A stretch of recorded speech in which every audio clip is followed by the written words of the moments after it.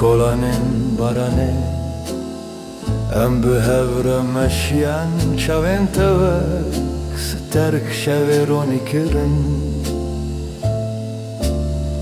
Bêdengî di nav berame de Tenê dilê min navê te gotin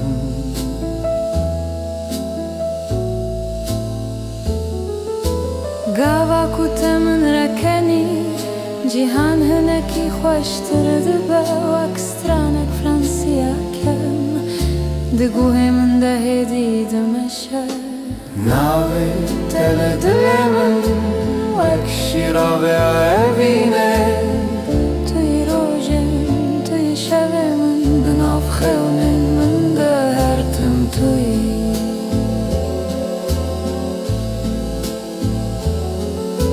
Li kafeyekê biçûk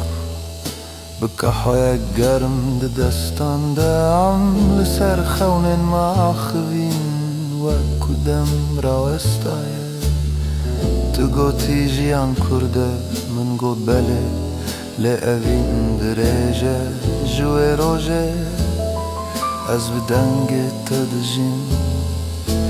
Gava ku te min rekenî Cîhan hinekî xweştir dibe wek stranek fransî kev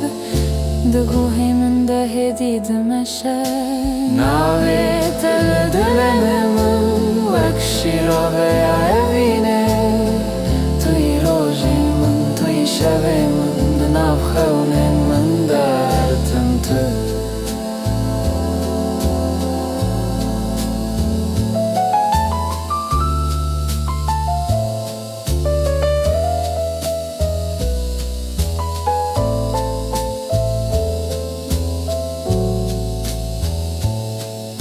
Bila baran bibare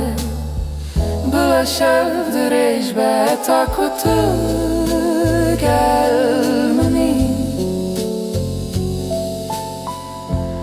Ez ji her tiştî re amade me Navê te li dilê min